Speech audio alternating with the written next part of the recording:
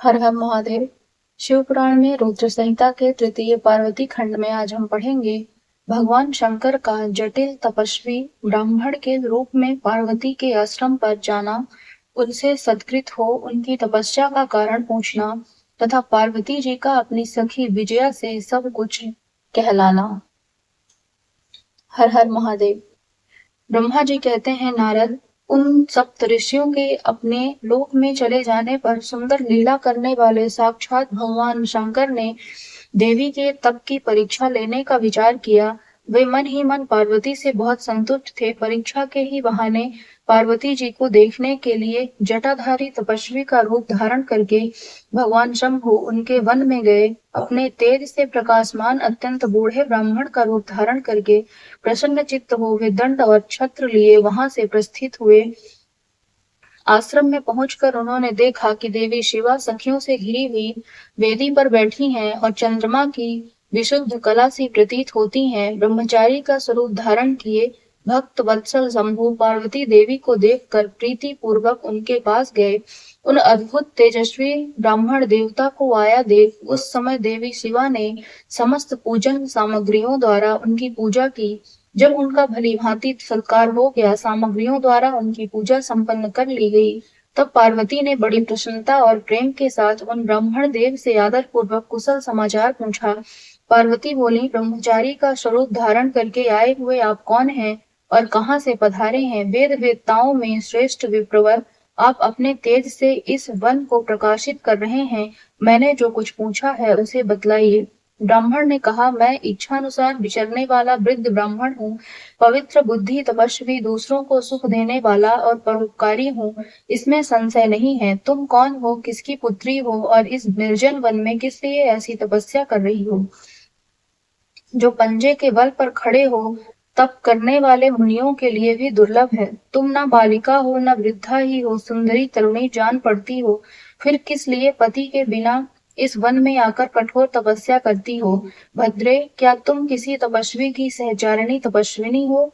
देवी, क्या वह तपस्वी तुम्हारा पालन पोषण नहीं करता जो तुम्हें छोड़कर अन्यत्र चला गया है? बोलो, तुम किसके कुल में उत्पन्न हुई हो? तुम्हारे पिता कौन है और तुम्हारा नाम क्या है? तुम महासौभाग्य रूपा जान पड़ती हो, तुम्हारा तपस्या में अनुराग व्यर्थ है। क्या तुम वेद माता गायत्री हो, लक्ष्मी हो, अथवा क्या सुंदर रूप वाली सरस्वती हो? इन तीनों में तुम कौन हो, यह मैं अनुमान से निश्चय नहीं कर पाता। पार्वती बोली, विप्रवर, ना तो मैं वेद माता गायत्री हूँ, ना लक्ष्मी हूँ और ना सरस्वती ही हूँ। इस समय मैं हिमांचल की पुत्री हूँ और मेरा नाम पार्वती है। पूर्व काल में, इससे पहले के जन्म में, मैं प्रजापति दक्ष की पुत्री थी। उस समय मेरा नाम सती था। एक दिन पिता ने मेरे पति की निंदा की थी, जिससे कुपित हो मैंने योग के द्वारा शरीर को त्याग दिया था। इस जन्म में भी भगवान शिव मुझे मिल गए थे, परंतु भाग्यवश काम को भस्म करके वे मुझे भी छोड़कर चले गए। ब्राह्मण, शंकर जी के चले जाने पर मैं विरहताप से उद्दित उद्दित उदयग्नि हो उठी हूँ और तपस्या के लिए दृढ़ निश्चय करके पिता के घर से यहाँ गंगा जी के तट पर चली आई। यहाँ दीर्घ काल तक कठोर तपस्या करके भी मैं अपने प्राण वल्लभ को ना पा सकी, इसलिए अग्नि में प्रवेश कर जाना चाहती थी। इतने में ही आपको आया देख मैं क्षण भर के लिए ठहर गई। अब आप बचाइए, मैं अग्नि में प्रवेश करूंगी, क्योंकि भगवान शिव ने मुझे स्वीकार नहीं किया। किंतु जहां जहां मैं जन्म लूंगी वहां वहां शिव का ही पति रूप में वरण करूंगी। ब्रह्मा जी कहते हैं, नारद, ऐसा कहकर पार्वती उन ब्राह्मण देवता के सामने ही अग्नि में समा गई। यद्यपि ब्राह्मण देव सामने से उन्हें बारंबार ऐसा करने से रोक रहे थे, अग्नि में प्रवेश करती हुई पर्वतराज कुमारी पार्वती की तपस्या के प्रभाव से वह आग उसी क्षण चंदन पंख के समान शीतल हो गई। क्षण भर उस आग के भीतर रहकर जब पार्वती आकाश में ऊपर की ओर उठने लगी, तब ब्राह्मण रूपधारी शिव ने सहसा हंसते हुए उनसे पुनः पूछा, अहो भद्रे, तुम्हारा तप क्या है? यह कुछ भी मेरी समझ में नहीं आया। इधर अग्नि से तुम्हारा शरीर नहीं जला, यह तो तपस्या की सफलता का सूचक है, परंतु अब तक तुम्हें अपना मनोरथ प्राप्त नहीं हुआ, इससे उसकी विफलता प्रकट होती है। अतः देवी, सबको आनंद देने वाले मुझ श्रेष्ठ ब्राह्मण के सामने तुम अपने अभीष्ट मनोरथ को सच सच बताओ। ब्रह्मा जी कहते हैं, नारद, ब्राह्मण के इस प्रकार पूछने पर उत्तम व्रत का पालन करने वाली अंबिका ने अपनी सखी को उत्तर देने के लिए प्रेरित किया। पार्वती से प्रेरित हो उनकी विजया नामक प्राण प्यारी सखी ने, जो उत्तम व्रत को जानने वाली थी, जटाधारी तपस्वी से कहा। सखी बोली, साधो, तुमसे पार्वती के उत्तम चरित्र का और उनकी तपस्या के समस्त कारणों का वर्णन करती हूँ। आप सुनना चाहते हो तो सुनिए। मेरी सखी गिरिराज हिमाचल की पुत्री हैं। वे ये पार्वती और काली नाम से विख्यात हैं तथा माता मैना की कन्या हैं। अब तक किसी ने इनके साथ विवाह नहीं किया है। ये भगवान शिव के सिवा कि दूसरे किसी को चाहती भी नहीं। उन्हीं के लिए 3000 वर्षों से तपस्या कर रही हैं। भगवान शिव की प्राप्ति के लिए ही मेरी इन सखी ने ऐसा तप प्रारंभ किया है। विप्रवर, इसमें जो कारण है उसे बताती हूँ, सुनिए। ये पर्वत राजकुमारी ब्रह्मा, विष्णु तथा इंद्र आदि देवताओं को भी छोड़कर केवल पिनाक पाणी भगवान शंकर को ही पति रूप में प्राप्त करना चाहती हैं और नारद जी के आदेश से यह कठोर तपस्या कर रही हैं। द्विज श्रेष्ठ, आपने जो कुछ पूछा था उसके अनुसार मैंने प्रसन्नता पूर्वक अपनी सखी का मनोरथ बता दिया। अब आप और क्या सुनना चाहते हैं? ब्रह्मा जी कहते हैं, नारद, विजया का यह यथार्थ वचन सुनकर जटाधारी तपस्वी रुद्र हंसते हुए बोले, सखी ने यह जो कुछ कहा है उसमें मुझे परिहास का अनुमान होता है। यदि यह सब ठीक हो तो पार्वती देवी अपने मुंह से कहें। जटिल ब्राह्मण के इस प्रकार कहने पर पार्वती देवी अपने मुंह से ही यूं कहने लगी। पार्वती की बात सुनकर जटाधारी ब्राह्मण का शिव की निंदा करते हुए पार्वती को उनकी ओर से मन को हटा लेने का आदेश देना। पार्वती बोली, जटाधारी विप्रवर, मेरा सारा वृत्तांत सुनिए। मेरी सखी ने जो कुछ कहा है वह ज्यों का त्यों सत्य है, उसमें असत्य कुछ भी नहीं है। मैं मन, वाणी और क्रिया द्वारा सत्य ही कहती हूँ, असत्य नहीं। मैंने साक्षात पति भाव से भगवान शंकर का ही वरण किया है। यद्यपि जानती हूँ वह दुर्लभ वस्तु भला मुझे कैसे प्राप्त हो सकती है, तथापि मन की उत्कंठा से विवश हो मैं तपस्या कर रही हूँ। ब्राह्मण से ऐसी बात कहकर पार्वती देवी उस समय चुप हो रही। तब उनकी वह बात सुनकर ब्राह्मण ने कहा। ब्राह्मण बोले, इस समय तक मेरे मन में यह जानने की प्रबल इच्छा थी कि ये देवी किस दुर्लभ वस्तु को चाहती हैं, जिसके लिए ऐसा महान तप कर रही हैं। किंतु देवी, तुम्हारे मुखारविंद से सब कुछ सुनकर उस अभीष्ट वस्तु को जान लेने के बाद अब मैं यहाँ से जा रहा हूँ। तुम्हारी जैसी इच्छा हो वैसा करो। यदि तुम मुझसे ना कहती तो मित्रता निष्फल होती। अब जैसा तुम्हारा कार्य है वैसा ही उसका परिणाम होगा। जब तुम्हें इसी में सुख है तो मुझे कुछ नहीं कहना है।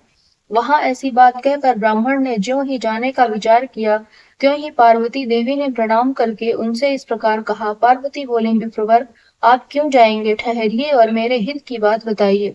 पार्वती के ऐसा कहने पर दंडधारी ब्राह्मण देवता रुक गए और इस प्रकार बोले, देवी, यदि मेरी बात सुनने का मन है और मुझे भक्ति भाव से ठहरा रही हो तो मैं वह सब तत्व बता रहा हूँ जिससे तुम्हें हिताहित का ज्ञान हो जाएगा। महादेव जी के प्रति मेरे मन में गौरव बुद्धि है, अतः मैं उनको सब प्रकार से जानता हूँ, तो भी यथार्थ बात कहता हूँ। तुम सावधान होकर सुनो। वृषभ के चिन्ह से अंकित ध्वजा धारण करने वाले महादेव जी सारे शरीर में भस्म रमाए रहते हैं, सिर पर जटा धारण करते हैं, धोती की जगह बाघ का चाम पहनते हैं और चादर की जगह हाथी की खाल ओढ़ते हैं। हाथ में भीख मांगने के लिए एक खोपड़ी लिए रहते हैं। झुंड के लिए झुंड सांप उनके सारे अंगों में लिपटे देखे जाते हैं। वे विष खाकर भी पुष्ट होते हैं। अभक्षय भक्षी हैं। उनके नेत्र बड़े भद्दे हैं और देखने में डरावने लगते हैं। उनका जन्म कब, कहाँ और किससे हुआ, यह आज तक प्रकट नहीं हुआ। घर गृहस्थी के भोग से वे सदा दूर ही रहते हैं। नंग धड़ंग घूमते हैं और भूत प्रेतों का सदा साथ रखते हैं। उनके 1 2 नहीं 10 भुजाएं हैं। देवी, मैं समझ नहीं पाता कि किस कारण से तुम उन्हें अपना पति बनाना चाहती हो। तुम्हारा ज्ञान कहाँ चला गया है? इस बात को आज सोच विचार कर मुझे बताओ। दक्ष ने अपने यज्ञ में अपनी ही पुत्री सती को केवल यही सोचकर नहीं बुलाया कि वह कपालधारी भिक्षुक की भार्या है। इतना ही नहीं, उन्होंने यज्ञ में भाग देने के लिए सब देवताओं को बुलाया, किंतु शंभु को छोड़ दिया। सती उसी अपमान के कारण अत्यंत क्रोध से व्याकुल हो उठी। उसने अपने प्यारे प्राणों को तो छोड़ा ही, शंकर जी को भी त्याग दिया। तुम तो स्त्रियों में रत्न हो, तुम्हारे पिता समस्त पर्वतों के राजा हैं, फिर तुम क्यों इस उग्र तपस्या के द्वारा वैसे पति को पाने की अभिलाषा करती हो? सोने की मुद्रा असरफी देकर बदले में उतना ही बड़ा कांच लेना चाहती हो? उज्जवल चंदन छोड़कर अपने अंगों में कीचड़ लपेटना चाहती हो? सूर्य के तेज का परित्याग करके जुगनू की चमक पाना चाहती हो? महीन वस्त्र त्याग कर अपने शरीर को चमड़े से ढकने की इच्छा करती हो? घर में रहना छोड़कर वन में घूमनी रमना चाहती हो? तथा देवेश्वरी, यदि तुम इंद्र आदि लोकपालों को त्याग कर शिव के प्रति अनुरक्त हो, तो अवश्य ही रत्नों के उत्तम भंडार को त्याग कर लोहा पाने की इच्छा करती हो। अंकों की संज्ञाओं में चंद्रमा को एक संख्या का बोधक माना गया है। एक मुख वाले पुरुष और स्त्रियां ही सुंदर माने जाते हैं, एक से अधिक मुख वाले नहीं। इस प्रकार एक मुख और पंचमुखी भी तुलना ही गई है। चंद्रमुखी पद का दूसरा भाव है, तुम्हारा मुख चंद्रमा के समान मनोहर है और वे पंचानन सिंह के समान भयंकर है। लोक में इस बात को अच्छा नहीं कहा गया है। शिव के साथ तुम्हारा संबंध मुझे इस समय परस्पर विरुद्ध दिखाई देता है। कहाँ तुम, जिसके नेत्र प्रफुल्ल कमल दल के समान शोभा पाते हैं, और कहाँ वे रुद्र जो 3 भद्दी आंखें धारण करते हैं। तुम तो चंद्रमुखी हो और शिव पंचमुख कहे गए हैं। तुम्हारे सिर पर दिव्य वेणी सर्पिणी सी शोभा पा रही है, परंतु शिव के मस्तक पर जो जटा जूट बताया जाता है वह प्रसिद्ध ही है। तुम्हारे अंग में चंदन का अंगराग होगा और शिव के शरीर में चिता का भस्म। कहाँ तुम्हारी सुंदर मृदुल साड़ी और कहाँ शंकर जी के उपयोग में आने वाली हाथी की खाल। कहाँ तुम्हारे अंगों में दिव्य आभूषण और कहाँ शंकर के सर्वांग में लिपटे हुए सर्प। कहाँ तुम्हारी सेवा के लिए उद्यत रहने वाले संपूर्ण देवता और कहाँ भूतों की दी हुई बलि को पसंद करने वाले शिव। कहाँ तो मृदंग की मधुर ध्वनि और कहाँ डमरू की डिमडिम। कहाँ भेड़ियों के समूह की गड़गड़ाहट और कहाँ अशुभ श्रृंगीनाद।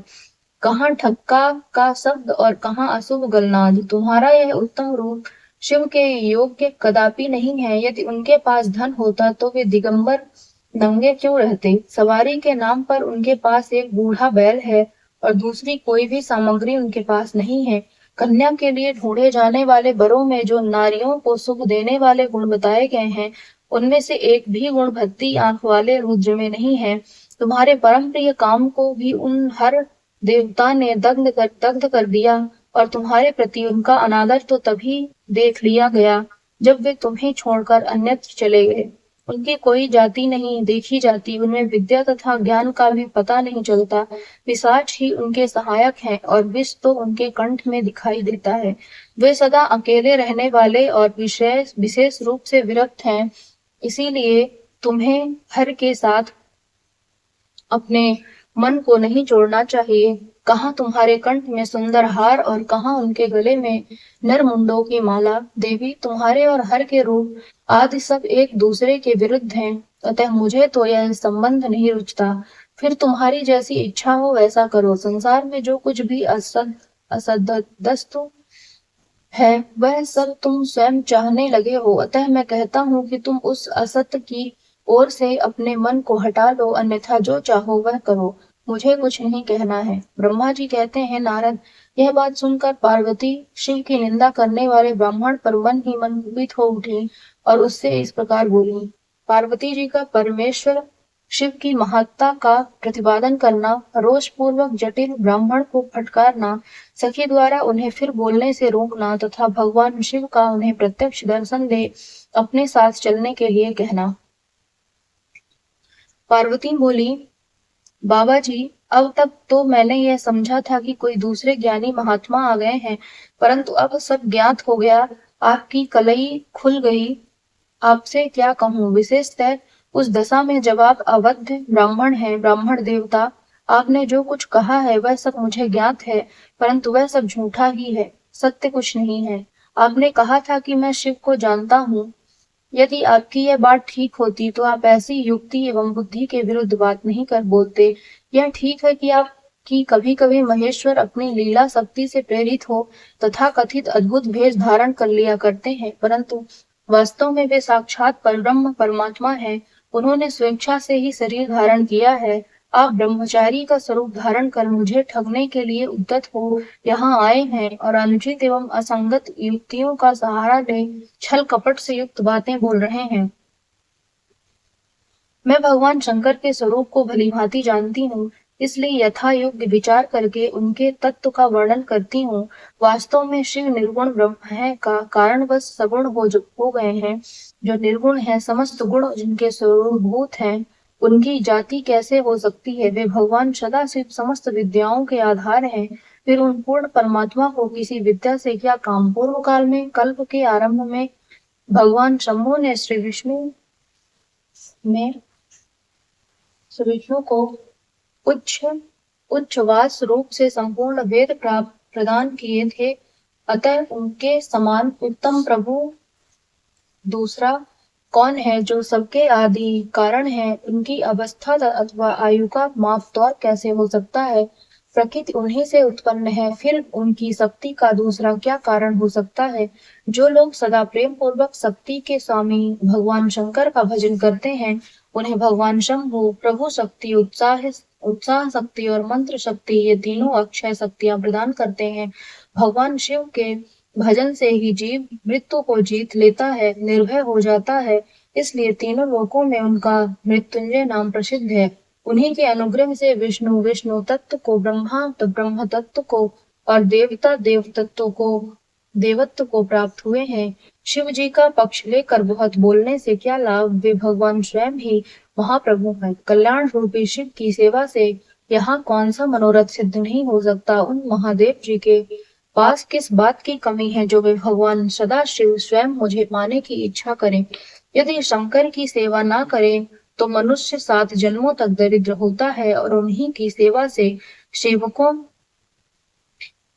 को लोक में भी कभी कष्ट न होने वाली लक्ष्मी प्राप्त होती है, जिनके सामने 8 सिद्धियां नित्य आकर सिर नीचा किए इस इच्छा से नृत्य करती हैं कि वे भगवान हम पर संतुष्ट हो जाएं। उनके लिए कोई भी हितकर वस्तु दुर्लभ कैसे हो सकती है? यद्यपि यहाँ मांगलिक कभी कहीं जाने वाली वस्तुएं शंकर का सेवन नहीं करती, तथापि उनके स्मरण मात्र से ही सबका मंगल होता है। जिनकी पूजा के प्रभाव से उपासक की संपूर्ण कामनाएं सिद्ध हो जाती हैं। सदा निर्विकार रहने वाले उन परमात्मा शिव में विकार कहाँ से आ सकता है? जिस पुरुष के मुख में निरंतर शिव या मंगलमय नाम निवास करता है, उसके दर्शन मात्र से ही अन्य सब सदा पवित्र होते हैं। जैसा कि आपने कहा है कि वे चिता का भस्म लगाते हैं, परंतु यदि उनका लगाया हुआ भस्म अपवित्र होता तो उनके शरीर से झड़ कर गिरे हुए उस भस्म को देवता लोग सदा अपने सिर पर कैसे धारण करते? अतः शिव के अंगों के स्पर्श से अपवित्र वस्तु भी पवित्र हो जाती है। जो महादेव सगुण होकर तीनों लोकों के कर्ता भरता और हरता होते हैं तथा निर्गुण रूप में शिव कहलाते हैं, वे बुद्धि के द्वारा पूर्ण रूप से कैसे जाने जा सकते हैं? पर ब्रह्मा परमात्मा शिव का जो निर्गुण रूप है, उसे आप जैसे बहिर्मुख लोग कैसे जान सकते हैं? जो दुराचारी और पापी हैं, वे देवताओं से बहिष्कृत हो जाते हैं। ऐसे लोग निर्गुण शिव के तत्व को नहीं जानते। जो पुरुष तत्वों को नहीं जानने के कारण यहाँ शिव की निंदा करता है, उसके जन्म भर का सारा संचित पुण्य है भस्म हो जाता है। आपने जो यहाँ अमित तेजस्वी महादेव जी की निंदा की है और मैंने जो आपकी पूजा की है, उससे मुझे पाप की भागिनी होना पड़ा है। शिवद्रोही को देखकर वस्त्र सहित स्नान करना चाहिए। शिवद्रोही का दर्शन हो जाने पर प्रायश्चित करना चाहिए। इतना कहकर पार्वती जी उस ब्राह्मण पर अधिरुष्ट होकर बोली, अरे रे दुष्ट, तूने कहा था कि मैं शंकर को जानता हूँ, परंतु निश्चय ही तूने उन सनातन शिव को नहीं जाना। भगवान रुद्र को तुझ जैसा कहता है वे वैसे ही क्यों ना हो, उनके जैसे भी बहुसंख्यक रूप क्यों ना हो, सत्पुरुषों के प्रियतम नित्य निर्विकार वे भगवान शिव ही मेरे अभीष्टतम देव हैं। ब्रह्मा और विष्णु भी कभी उन महात्मा हर के समान नहीं हो सकते, फिर दूसरे तो देवताओं की तो बात ही क्या है, क्योंकि वे सदैव काल के अधीन हैं। इस प्रकार अपनी शुद्ध बुद्धि से तत्वतः विचार कर मैं शिव के लिए वन में आकर बड़ी भारी तपस्या कर रही हूँ। वे भक्त वत्सल सर्वेश्वर शिव ही हम सब के परमेश्वर हैं। दीनों पर अनुग्रह करने वाले उन महादेव को ही प्राप्त करने की इच्छा है। ब्रह्मा जी कहते हैं, नारद, ऐसा कहकर गिरिराज नंदिनी गिरिजा चुप हो गई और निर्विकार चित्त से भगवान शिव का ध्यान करने लगी। देवी की बात सुनकर वह ब्रह्मचारी ब्राह्मण जो ही कुछ फिर कहने के लिए उद्यत हुआ, त्यों ही शिव में आसक्त चित्त होने के कारण उनकी निंदा सुनने से विमुख हुई पार्वती अपनी सखी विजया से शीघ्र बोली। पार्वती ने कहा, इस अधम ब्राह्मण को यत्न पूर्वक रोको, यह फिर कुछ कहना चाहता है। यह केवल शिव की निंदा ही करेगा। जो शिव की निंदा करता है, केवल उसी को पाप नहीं लगता, जो उस निंदा को सुनता है वह भी यहाँ पाप का भागी होता है। भगवान शिव के उपासकों को चाहिए कि वे शिव की निंदा करने वालों का सर्वथा वध करें। यदि वह ब्राह्मण हो तो उसे अवश्य ही त्याग दें और स्वयं उस निंदा के स्थान से शीघ्र दूर चले जाएं। यह दुष्ट ब्राह्मण फिर शिव की निंदा करेगा। ब्राह्मण होने के कारण यह वध तो है नहीं, अतः त्याग देने योग्य है। किसी तरह भी इसका मुंह नहीं देखना चाहिए। इस स्थान को छोड़कर हम लोग आज ही किसी दूसरे स्थान में शीघ्र चली चलें, जिससे फिर इस अज्ञानी के साथ बात करने का अवसर न मिले। ब्रह्मा जी कहते हैं, नारद, ऐसा कहकर माँ ने ज्यों ही अन्यत्र जाने के लिए पैर उठाया, त्यों ही भगवान शिव ने अपने साक्षात स्वरूप से प्रकट हो प्रिया पार्वती का हाथ पकड़ लिया। शिवा जैसे स्वरूप का ध्यान करती थी, वैसा ही सुंदर रूप धारण करके शिव ने उन्हें दर्शन दिया। पार्वती ने लज्जावश अपना मुंह नीचे छिपा लिया। तब भगवान शिव उनसे बोले, प्रिय, मुझे छोड़कर कहाँ जाओगी? अब मैं फिर कभी तुम्हारा त्याग नहीं करूंगा। मैं प्रसन्न हूँ, वर मांगो, मुझे तुम्हारे लिए कुछ भी आदेय नहीं है। देवी, आज से मैं तपस्या के मोल खरीदा हुआ तुम्हारा दास हूँ। तुम्हारे सौंदर्य ने भी मुझे मोह लिया है। अब तुम्हारे बिना मुझे एक क्षण भी युग के समान जान पड़ता है। लज्जा छोड़ो, तुम तो मेरी सनातन पत्नी हो, गिरिराज नंदिनी महेश्वरी। मैंने जो कुछ कहा उस पर श्रेष्ठ बुद्धि से विचार करो। सुस्थिर चित्त वाली पार्वती, मैंने नाना प्रकार से तुम्हारी बारंबार परीक्षा ली है। लोक लीला का अनुसरण करने वाले मुझ स्वजन के अपराध को क्षमा कर दो। शिवे, तीनों लोकों में तुम्हारी जैसी अनुरागिणी मुझे दूसरी कोई नहीं दिखाई देती। मैं सर्वथा तुम्हारे अधीन हूँ। तुम्हारी इच्छा पूर्ण हो प्रिय, मेरे पास आओ।